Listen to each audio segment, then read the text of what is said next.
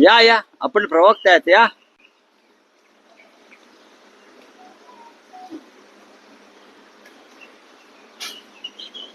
या काय म्हणताय?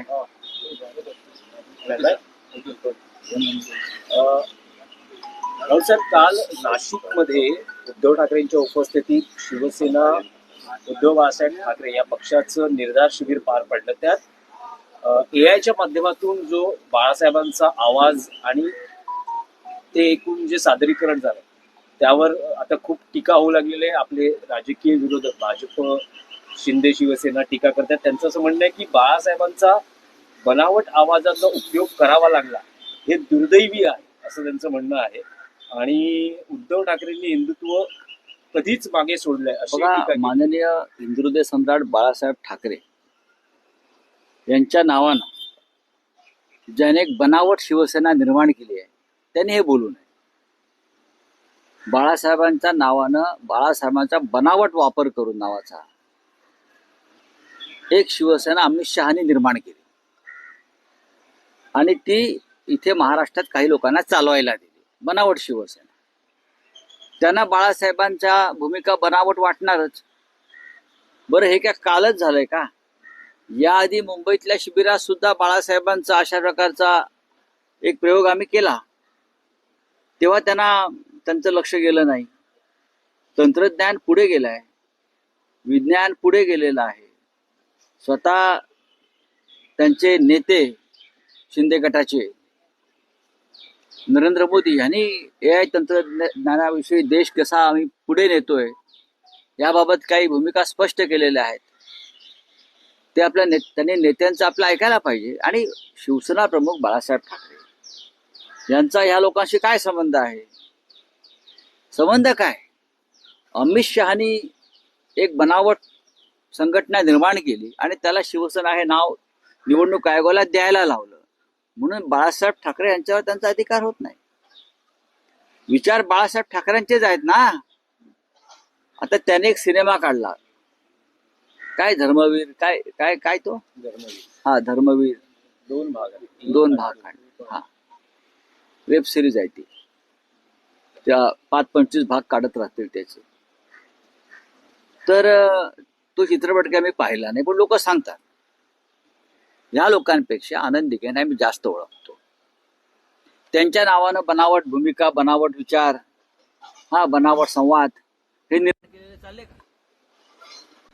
तुम्ही धर्मवीरांचं आम्हाला शिकवू नका. तुमच्यापेक्षा जास्त आम्ही त्यांच्या जवळ राहिलो. आम्ही एकमेकांच्या फार जवळ होतोय. आमचे राजन विचारे त्यांच्या फार जवळ होते सगळ्यात जास्त. आणि तुम्ही आनंद दिघ्यांना ज्या बनावट पद्धतीनं पडद्यावर आणलं त्याच्यावर बोला. तुम्ही त्याच्या संदर्भात बोललात तर त्याच्यावर आम्ही वाद करू. पण जे माननीय बाळासाहेब ठाकरे शिवसेना पक्षप्रमुख सध्याचे आमचे उद्धव ठाकरे साहेबांचे वडील आहेत आणि शिवसेनेचे निर्माते आहेत. हा, आम्ही जर अमित शहावरती काय केलं असतं, ते त्यांच्या पक्षाचे प्रमुख आहेत. आम्ही जर अमित शहावरती, बाबा तुम्ही आमच्या पक्षप्रमुखांवरती कशा करता, असं काय करता अमित शहावरती, तर बाबा ठीक आहे, त्यांची तक्रार योग्य आहे. आम्ही शिवसेना प्रमुखांवरती केलेले आहे. आमचे तुमचा काय संबंध आहे? हा नाही, पण राऊतसाहेब, आनंद दिघेंचा विषय जर निघालेला आहे तर शंभूराज देसाई असं म्हणतात की आनंद दिघे असताना संजय राऊत शिवसेनेत होते तरी का? आनंद दिघे असताना संजय राऊत शिवसेने विरोधात लिखाण करत होते आणि आनंद दिघेंनी काय शिकवण दिली हे संजय राऊतांनी आम्हाला सांगू नये. मग शंभूराज देसाई शिकवणार का काँग्रेस पक्षातून आलेल्या? काय काँग्रेस पक्षातून इथे बेडकासारखी उडी मारलेला शंभूराज देसाई आनंद दिघे किंवा माननीय बाळासाहेब ठाकरे शिकवणार? एवढी महाराष्ट्राची अवस्था खराब झालेली नाही. दुसरा असा आहे, त्याने इतिहास वाचावा. ज्या संपूर्ण विषयावर ते खटला चालला, गद्दारांना क्षमा नाही, तो खटला काय होता आणि त्या संजय राऊतांची भूमिका काय होती हे जरा एकदा या बरं का या पोकळ शंभूनी समजून घ्यावं. बघा, हे सगळे ज्याला मराठी शब्द आहे ना, भैसटलेले आणि भरकटलेले, आता त्यांचे पक्षप्रमुख जे आहेत अमित शहा, त्यांनी त्यांना तंबी दिली. की फडणवीसांची चाकरी करा, नाहीतर सरकारमधनं दूर व्हा. तुमच्याशिवाय हे सरकार चालेल. मला माहिती आहे काय त्यांच्या चर्चा असतात त्या. फार शहाणपणा करू नका. त्याच्यामुळे आता हे खातेपिती घरं सोडून कसे निघतील बाहेर. त्यांनी त्यांच्या नेत्यांना सांगितलेलं आहे, इथेच राहूया आपण, भांडी घासू, चाकरी करू, गुलामी करू, पण आता बाहेर पडता येणार नाही. तर आम्हाला धर्मवीर आनंदीगे शिकवू नये, आम्हाला त्यांनी बाळासाहेब ठाकरे सांगू नयेत, आम्हाला शिवसेना काय शिकवलंय. शिंदे शिवसेनेचे काही खासदार असंही म्हणतायत की ठाकरेंच्या नाशिकमधील शिबिराचा शेवटचा फोटो काढून ठेवा.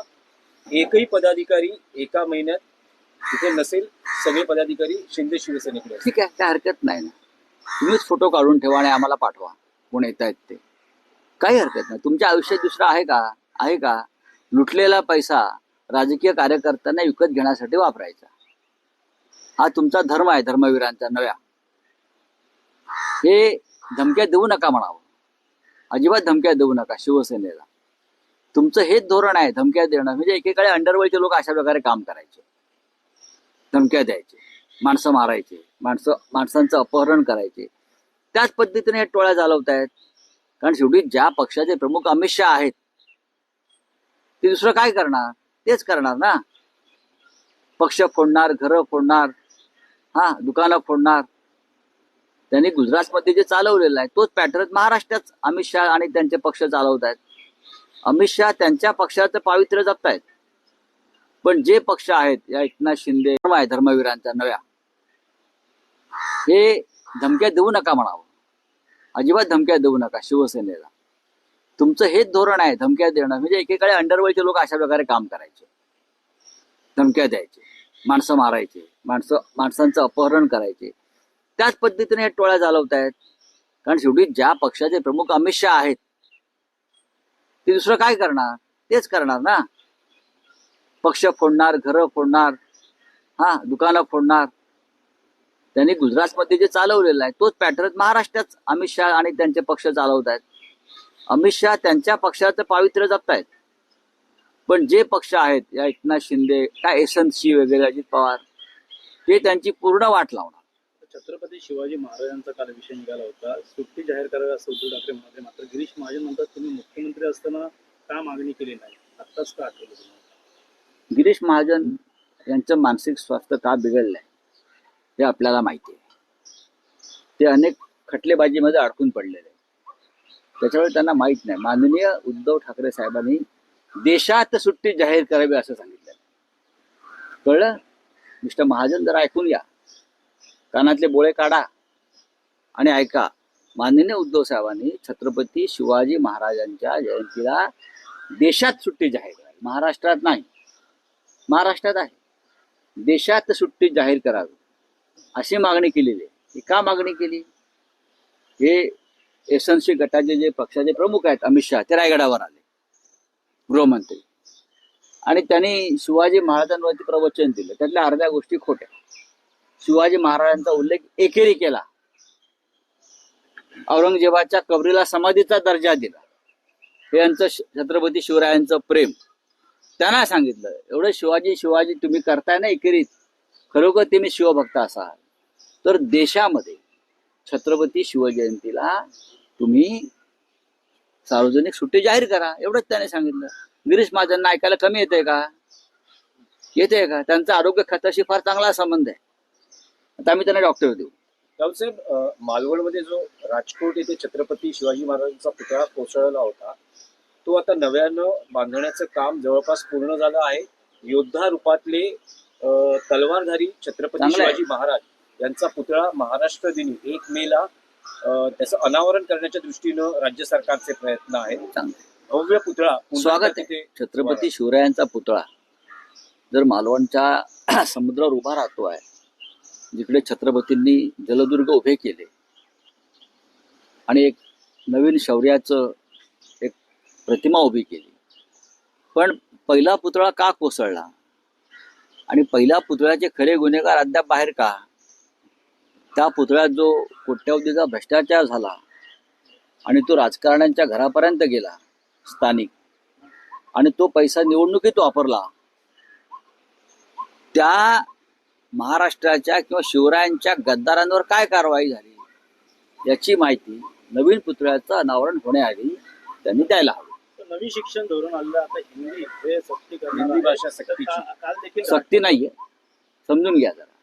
त्या धोरणाविषयी आपण अधिक व्यापक अभ्यास करून त्याच्यावर चर्चा केली पाहिजे. एका वाक्यात उत्तर देण्याचा राष्ट्रीय शिक्षण धोरण हा विषय नाही. सर, घाटकोपरमध्ये आता मराठी आणि गुजराती वाद पेटलाय.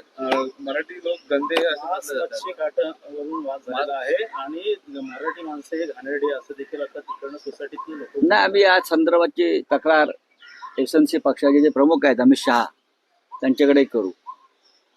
कारण राष्ट्रीय स्वयंसेवक संघाचे भैयाजी जोशी आणि घाटकोपरला जाऊन घाटकोपर हे गुजरात्यांचं असं सांगितलं होतं. त्याच्यामुळे आता हे काय आहे, कसं आहे आणि त्यांना कशा प्रकारे इंगा दाखवायचा, पण आम्ही नक्कीच अमित शहा, नरेंद्र मोदी यांना हे कळवू. कारण शेवटी त्यांना संपूर्ण या मुंबईचं गुजरातीकरण करायचं आहे आणि त्याला भाजप बरोबरच्या सगळ्या पक्षांचं मुक समर्थन आहे. नाही, पण राऊतसाहेब, स्थानिक स्वराज्य संस्थांच्या निवडणुका अजूनही लटकलेल्या अवस्थेत आहेत. मुख्यमंत्र्यांनी एक मुलाखतीत असं म्हटलं की माझ्या हातात असतं तर मी उद्याच निवडणुका घेतल्या असत्या. त्यांच्या पण हातात दोन 2.5 वर्ष याचिका होतं. प्रलंबित आहेत. नाही, त्यांच्या हातामध्ये 2.5 वर्ष सरकार होतं. 2 याचिकांचं त्यांना निचरा करता आला असता ना. तेव्हा चंद्रचूड होते ना, म्हणजे त्यांना सहज शक्य होतं. त्यांना हवा तो निकाल घेता आला असता. आता बहुतेक त्यांना हवा तो निकाल घेता येत नाही म्हणून त्यांनी त्या याचिका प्रलंबित ठेवण्याचा प्रयत्न चालवलेला आहे. तर मुख्यमंत्र्यांचं गवई म्हणणं आहे की गवई नवे न्यायाधीश, सरन्यायाधीश म्हणून आता लवकरच रुजू होत आहेत. तुम्हाला काय अपेक्षा आहेत? कारण त्यांच्याकडनं न्यायदेवतेनं जरी चंद्रचूड आणि डोळ्यावरची न्यायदेवतेच्या पट्टी सोडली असली तरी आम्ही न्यायदेवता न्याय देण्याच्या बाबतीत आंधळीच असायला पाहिजे. तिने इकडे तिकडे पाहू नये. आपल्यासमोर कोण आहे त्या पद्धतीनंच न्याय करावा. भूषण गवई यांना 6.5 महिन्याचा कार्यकाळ मिळतो आहे. तो जरी कमी वाटला असला तरी देशाच्या न्याय व्यवस्थेत परिवर्तन घडवायला हे 6 महिने फार भरपूर आहेत. महाराष्ट्राचे सुपुत्र आहेत, विदर्भाचे सुपुत्र आहेत. त्याच्यामुळे नक्कीच या देशातले शोषित पददलित जो समाज आहे, लोकशाही मानणारा, संविधानावरती श्रद्धा असणारा जो समाज आहे, त्यांचं गवईंवरती विशेष लक्ष असेल. पण राऊतसाहेब, आमदार अपात्रता प्रकरणी शिवसेना उद्धव बाळासाहेब ठाकरे पक्षानं सर्वोच्च न्यायालयात अपील केलं बघा, होतं. अजूनही ते प्रलंबित आहे. आधीच्या खंडपीठाने जी माती खाल्लेली आहे सरकारच्या दबावाखाली, ती माती साफ करण्याचं काम जर न्यायदेवता करू शकली तर आम्हाला आनंदच आहे. म्हणजे भूषण गवईकडून तुमची ती बघा, अपेक्षा आहे? ते सर्वोच्च न्यायालयाचे प्रमुख न्यायाधीश आहेत. त्यांच्याविषयी कोणते मत व्यक्त करणं व्यक्तिशः हे राजशिष्टाचाराला आणि याला धरून नाही, घटनेला. आमची अपेक्षा आहे की न्यायदेवतेनं न्याय करावा. तर एकनाथ शिंदे आणि म्हणतात की अजून- सरकार आणि अजूनही वेळ गेलेली नाही. सर एकनाथ शिंदे म्हणतात की पायलट जरी बदलला तरी सरकारचं विकासाचं इंजिन तेच आहे आणि आम्ही प्रिंटिंग मिस्टेक करणारं सरकार नाही असं देखील त्यांनी किती वेळा हेच पायलट बोलणार. झाले. पुढं काल पाहिलं. काल काय पौर्णिमा अमावस्या होती का काल? ते गावाला लागले तेवढंच मला कळलं. न्यायदेवता करू शकली तर आम्हाला आनंदच आहे. म्हणजे भूषण गवईकडून तुमची ती बघा, अपेक्षा आहे? ते सर्वोच्च न्यायालयाचे प्रमुख न्यायाधीश आहेत. त्यांच्याविषयी कोणते मत व्यक्त करणं व्यक्तिशः हे राजशिष्टाचाराला आणि याला धरून नाही, घटनेला. आमची अपेक्षा आहे की न्यायदेवतेनं न्याय करावा. तर एकनाथ शिंदे आणि म्हणतात की अजून- सरकार आणि अजूनही वेळ गेलेली नाही. सर एकनाथ शिंदे म्हणतात की पायलट जरी बदलला तरी सरकारचं विकासाचं इंजिन तेच आहे आणि आम्ही प्रिंटिंग मिस्टेक करणारं सरकार नाही असं देखील त्यांनी किती वेळा हेच पायलट बोलणार. झाले. पुढं काल पाहिलं. काल काय पौर्णिमा अमावस्या होती का काल? ते गावाला लागले तेवढंच मला कळलं. समजून ते घ्या. पायलट होते, आता को पायलट झाले असं त्यांच्याकडून ते लोको पायलट असतील, ट्रेनचे पायलट. बरं काय, कारण त्यांना त्या विमानातनं उतरवलेलं आहे आणि त्यांना आता लोको पायलट केलाय. लोको पायलटचा अर्थ समजून घ्या. सर हिंदी में जानना चाहेंगे। बोलिए। कुछ सभा हुई सभा में जो है बालासाहेब ठाकरे के वॉइस का इस्तेमाल किया गया, इसको लेकर सत्ताधारी ये कह रहे हैं पूरे देश भर में ये टेक्निक का इस्तेमाल होता है, एआई का होता है और देश बहुत आगे जा चुका है, विश्व आगे जा चुका है और एआई टेक्नोलॉजी के बारे में हमारे देश में बहुत से संशोधन हो रहे हैं। चीन हमसे बहुत आगे निकल चुका है, यूएस हमसे आगे निकल चुका है। नरेंद्र मोदी जो देश के प्रधानमंत्री हैं वो बार बार एआई टेक्नोलॉजी के ऊपर बात करते हैं अगर किसी ने ये टेक्नोलॉजी का इस्तेमाल किया है तो उसमें गलत क्या है? कोई गलत नहीं है। बाला साहब ठाकरे कुछ बोल रहे हैं इस टेक्नोलॉजी से आप, और वो सच बोल रहे हैं ना। जब तक आप जो है ना क्या ग्रोक, मिस्टर ग्रोक को पूछे जो बाला साहब ठाकरे ने कल बात की है वो सच है या झूठ है। अगर वो बोलेगा झूठ है तो मैं मानने को तैयार हूँ। चलो, बात की है बाला साहब ने नासिक के शिविर में और उसकी बहुत तारीफ हो रही है। अब गद्दार को गद्दार नहीं कहेगा तो क्या कहेंगे बाला साहब ठाकरे?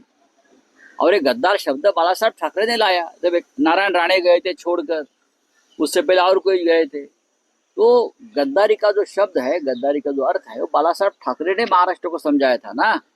तो ये कौन से इतने बड़े गंगा में और दूध में धुए हुए लोग हैं जिनके बारे में शब्द का इस्तेमाल न करे? देखो क्या है, ये जो एकनाथ शिंदे वगैरह लोग हैं उनकी एक पार्टी है, वो पार्टी अमित शाह जी ने बनाई है। उनकी पार्टी के प्रमुख अमित शाह है। तो अगर उनको हमारे बारे में कुछ कंप्लेंट करना है तो अमित शाह के साथ पास जाकर करिए। एकनाथ शिंदे की बात शुरू है। एकनाथ शिंदे ने एक मुहिम लाई थी कि लाडली बहनों को 1500 रुपया देने को, और अब वो 1500 रुपये से कट होकर 500 रुपये आ गए। सरकार का ये कहना है कि जो नमो किसान योजना है उसका बेनिफिट मिल रहा है महिलाओं को, इसकी वजह से जो है पैसे में कटौती की गई। वो तो है ना, महिलाओं की कटौती होगी, किसानों की कटौती होगी, हाँ जो विद्यार्थी है, स्टूडेंट है, उनकी कटौती होगी, सब कटौती होने वाली है। चले, थैंक यू। ममता बनर्जी ने क्या कहा है कि त्याला काय गरज है? ममता बनर्जी ने कहा जो दंगल वहां पे हो रही है बीजेपी की वजह से हो रही है, ऐसा उन्होंने कहा है। मैं ममता दीदी की बात से पूरी तरह से सहमत हूँ। जहां उनकी सरकारें नहीं बन पाती वहां बीजेपी के लोग दंगे करवाते हैं, चाहे केरल हो, चाहे तमिलनाडु हो, चाहे मणिपुर हो, चाहे पश्चिम बंगाल हो, ये करते रहेंगे, उनको हॉबी है।